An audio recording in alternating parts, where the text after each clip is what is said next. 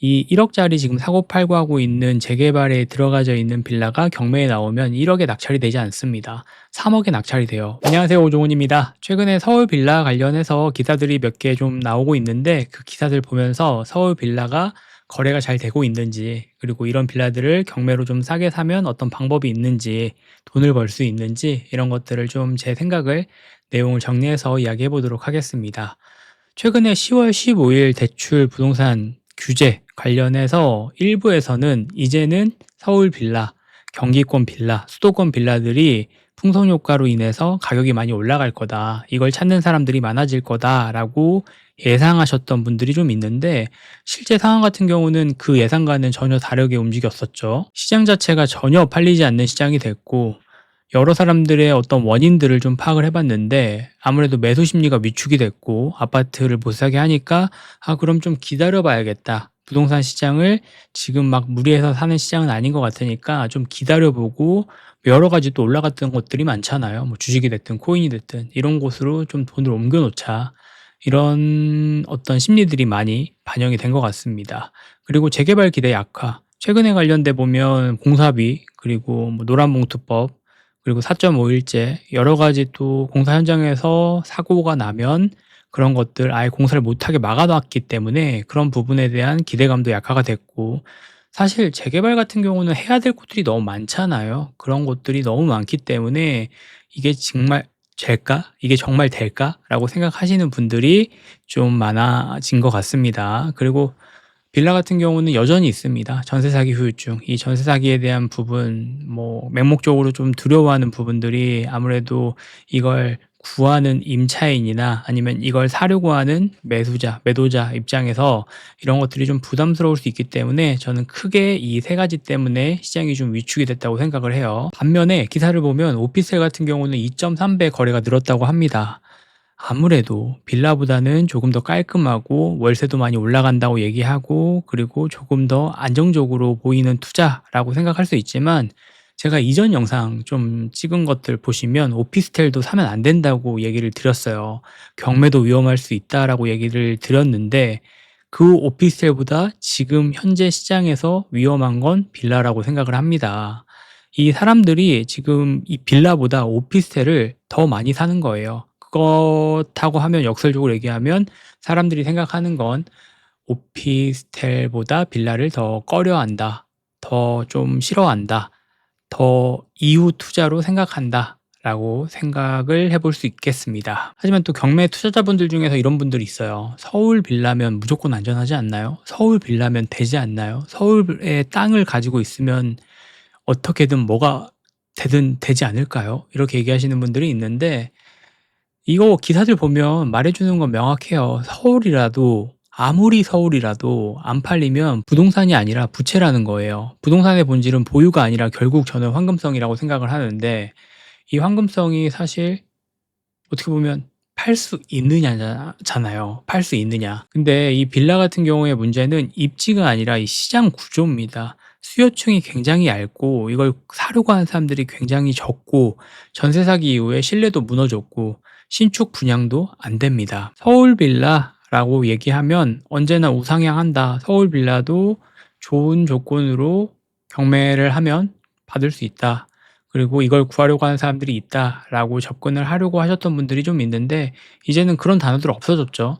이제 서울 빌라, 그냥 수도권 빌라, 정체라는 단어들로 기사들을 도배를 하고 있습니다. 그리고 현재 시장에서도 그렇고요. 저도 임장을 좀 다녀보고 임장으로 여러 지역들을 돌아다니다 보면 빌라가 많은 지역 같은 경우는 지금 거래가 아예 안 된다.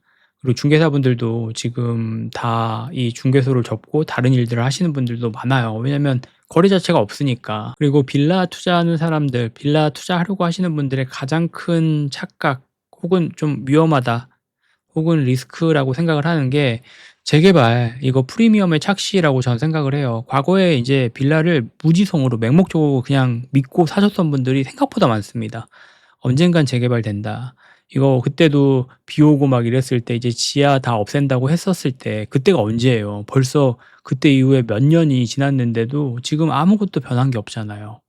근데도 아직도 재개발이 될 거야라고 생각하시고 막 썩은 빌라들, 오래된 빌라들, 노후화된 빌라들을 비싼 가격에, 싸게 샀으면 모르겠어요. 근데 그것도 비싼 가격에 막 낙찰을 받아가고 그러시는 분들이 지금도 있습니다. 하지만 이제 기사에서 봤듯이 관리 처분 계획 인가 이후에 조합원 지위 양도가 제한되면서 빌라 투자의 매력이 떨어졌다.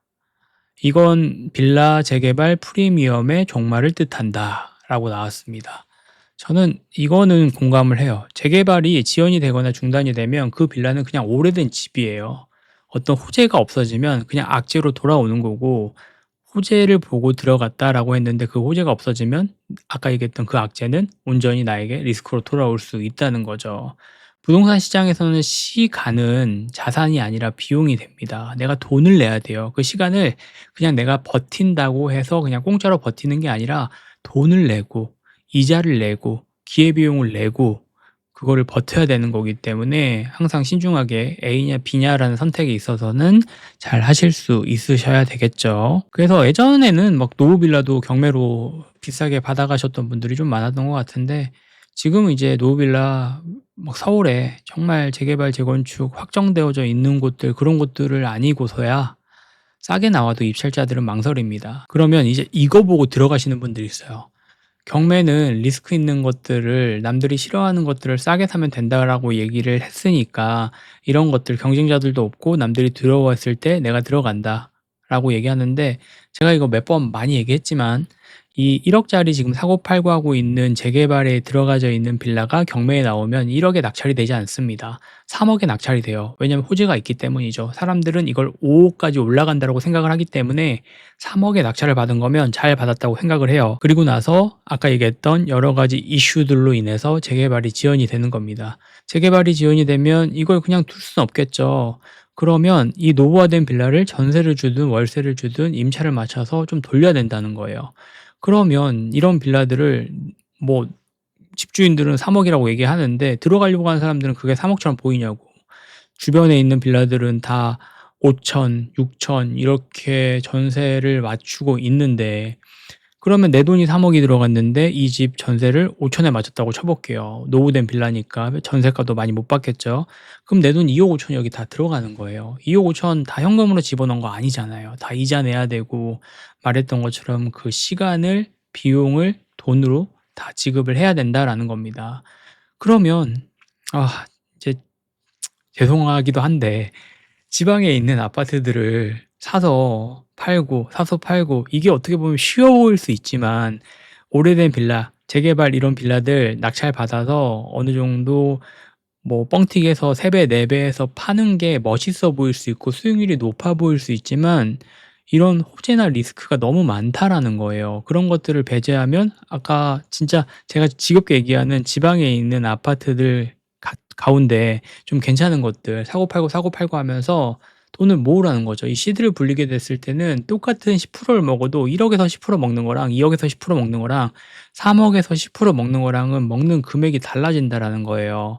그러면 이 시드를 먼저 늘리려고 하셔야 됩니다. 이 수익률을 높이려고 하는 거는 처음 경험이 얼마 없고 시드가 얼마 없는 상황에서는 너무 위험한 상황을 마주하게 될 수도 있습니다. 그러면 지방 아파트 어떤 거 좀 봐야 되냐라는 것들도 좀 궁금하신데, 뭐 매번 얘기하는데 한 번 더 얘기해 볼게요. 거래가 꾸준히 일어나는 곳, 그리고 전세 수요가 유지되는 곳, 그리고 임차 수요가 안정된 단지에 있는 아파트들을 우선적으로 보시고, 아니면 빌라 주변에 있는 세대수가 조금 부족한 아파트, 전 세대수가 좀 부족해도 주변에 빌라들이 많으면 괜찮은 것 같아요. 왜냐하면 상대적으로 이 아파트 자체가 우월감이 있어요. 주차장도 잘 되고, 그리고 보안이나 이런 것들도 이 빌라에 비해서는 월등히 좀 뛰어난 부분들을 갖고 있기 때문에 빌라에 사는 사람들은 이 아파트에 살고 싶어 한단 말이에요. 그리고 이 빌라는 호재도 없어요. 이 아파트는 호재가 없기 때문에 그냥 이 가격, 현재 사람들이 사고 팔고 하고 있는 가격보다 싸게만 사면 이 지금 가격 자체의 변동이 많이 크지 않는 상황이기 때문에 싸게 내놓으면 그 중간에 차익을 충분히 남길 수 있다라는 거예요. 빌라도 같은 공식입니다. 같은 방식입니다.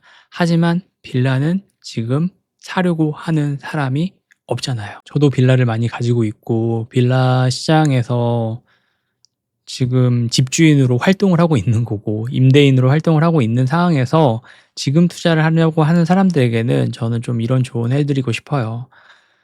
너무 무리해서 막 지금 안 된다는 거, 사람들이 좀 하지 말라는 거는 부동산에서는 좀 피해가는 것도 맞는 것 같습니다.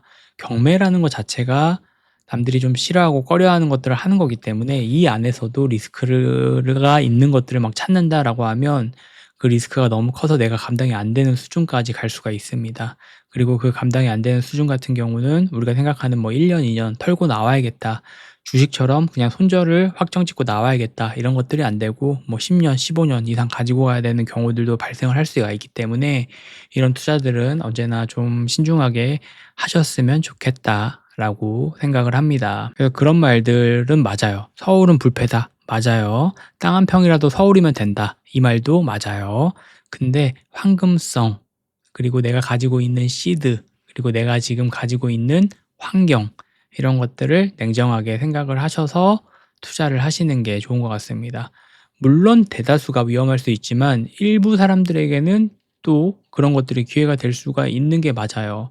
근데 그 일부 사람들에게만 어떻게 보면 선택적으로 할 수 있는 기회라고 생각하는 걸 대다수의 사람들이 기회라고 생각하고 들어가는 거는 또 맞지 않을 수 있다라는 거죠. 그래서 내 상황에서 지금 시드가 얼마 없고 처음 해 보고 그리고 경험이 많지 않은 경매 투자자 같은 경우에서는 빌라 지금 하지 마시고 아파트로 사고 팔고 하시면서 경험 좀 쌓고 부동산 시장 조금 나아지면 그때 빌라 투자해 보시면 좋을 것 같습니다. 또 제가 어떤 기회나 어떤 또 상황이 좋아진다라고 하면 "빌라 투자 한번 해 보면 괜찮을 것 같아요."라고 영상도 올려보도록 할게요. 제 생각도 계속 꾸준하게 공유를 해볼 테니까 여러분들도 여러분들 상황에 맞춰서 잘 공부하셨으면 좋겠습니다. 오늘은 빌라 얘기해 봤는데 여기까지 하겠습니다. 들어가 보겠습니다. 감사합니다. 들어가세요.